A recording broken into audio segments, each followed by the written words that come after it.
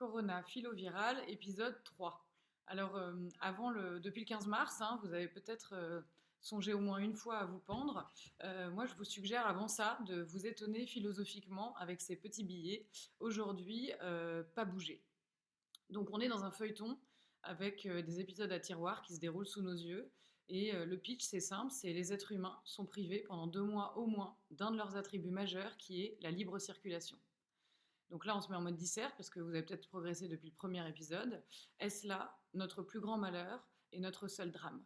À savoir le fait de me mouvoir, de dériver chez des potes, d'aller chez l'épicier, de courir sur du bitume 2 fois par semaine, constitue-t-il le pourquoi et le comment de mon bonheur?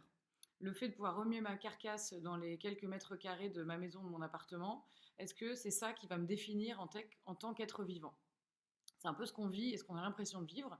Alors que si on lit Pascal, et attention, je vais vous livrer la phrase du confinement, on va voir qu'en fait c'est l'inverse.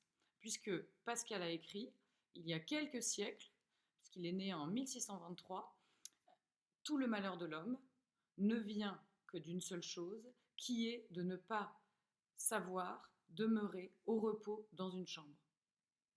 Je vous la refais. Tout le malheur de l'homme ne vient que d'une seule chose, qui est de ne pas savoir demeurer au repos dans une chambre.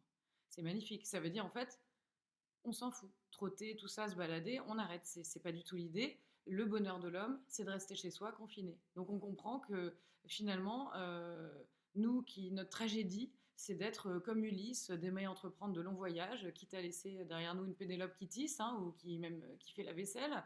Ça, c'est une petite dédicace. Du coup, c'est l'inverse. En fait, on devrait rester chez soi.